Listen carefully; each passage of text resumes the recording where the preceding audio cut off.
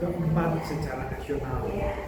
Namun demikian, kami pernah melaksanakan tanggal 31 Oktober tahun 2025 kemarin di Timor Leste, ya, khusus untuk Olimpiade Asuransi, dan mendapat sambutan dari masyarakat Timor Leste yang luar biasa.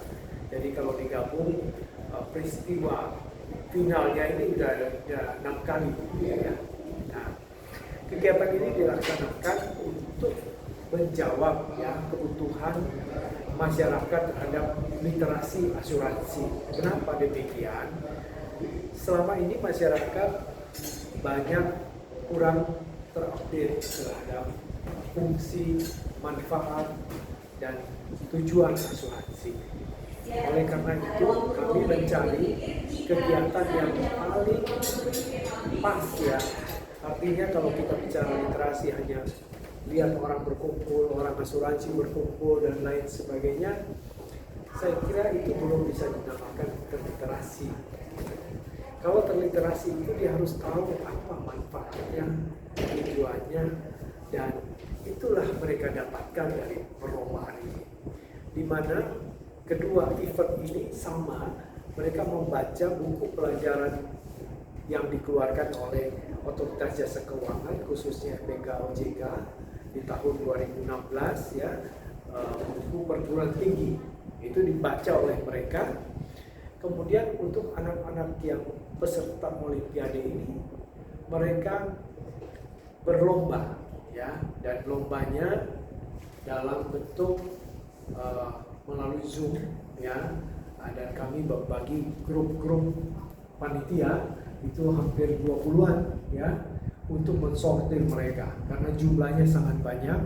Ada tahun ini ada 422 peserta dari 20 provinsi dan 130 sekolah di Indonesia.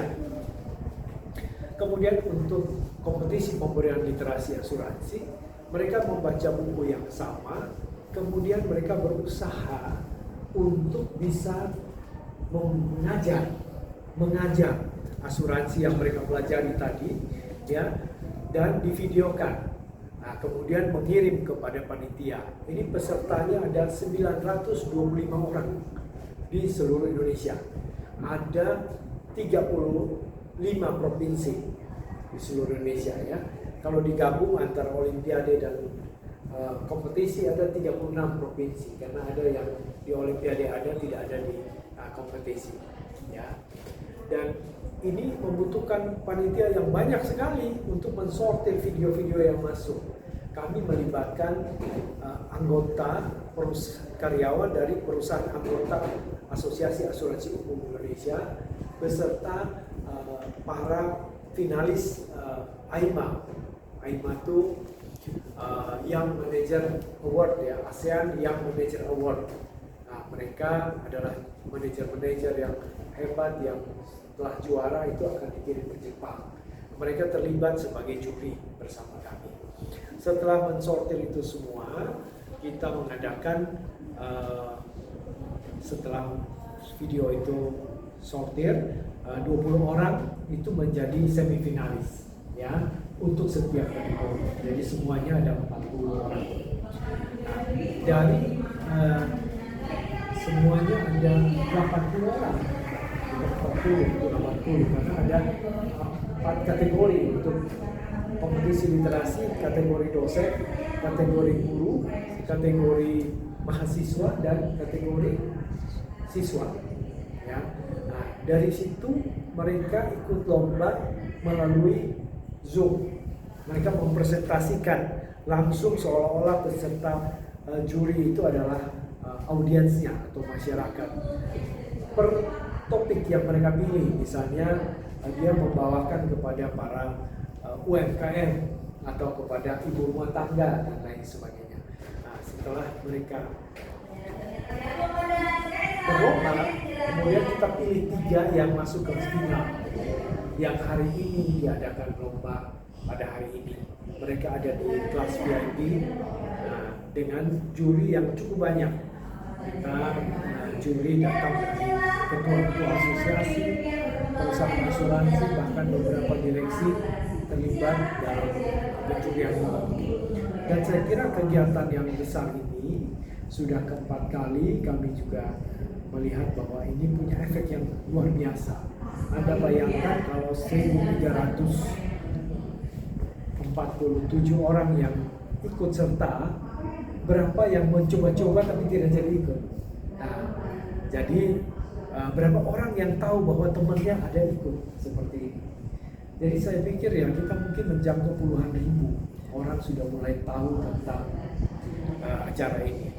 Dibantu Bapak Ibu sekalian wartawan yang bisa siarkan, itu juga setiap tahun kita lakukan, lama-lama banyak orang yang terliterasi. Jadi ini adalah kolaborasi kami dengan Otoritas Jasa Keuangan, khususnya Edukasi dan Perlindungan OJK dan LLDT 3, ya, dibantu didukung tentu saja oleh Dewan Asuransi Indonesia, asosiasi-asosiasi perasuransian, dan juga seluruh stakeholders perusahaan industri perasuransian. Harapannya Pak ke depannya Pak? Harapan ke depan adalah kita bisa berjalan terus, jangan capek, ya. Teman-teman di sini panitia sudah terbiasa dan harus bisa melihat manfaatnya. Dan kita menuju ke tahun 2045 Indonesia emas, paling tidak kita memperkuat tingkat literasi asuransi yang tadi disampaikan OJK sudah lebih bertumbuh dan isinya, jadi bukan sekedar tahu, tapi tahu manfaatnya benar-benar. Mereka kalau sudah juara atau jangankan juara, mereka sudah pernah berusaha untuk mengajar asuransi, dan dia tahu isinya secara benar. Mudah-mudahan dari Departemen Pendidikan, khususnya Kementerian Pendidikan, untuk yang menengah ya, khususnya SMA dan lain sebagainya, bisa melihat manfaatnya dan bisa memasukkan sebagai kurikulum di dalam pendidikan asuransi. Itu akan lebih cepat. Ya, jadi kami di industri di lembaga pendidikan akan tampil di depan untuk mengajak semua industri untuk berkolaborasi.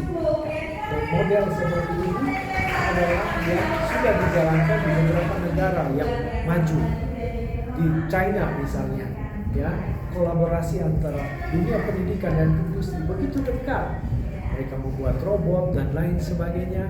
Ya, apa yang dibutuhkan diciptakan, dianalisis, di riset, dan bisa menghasilkan hasil yang akurat ya.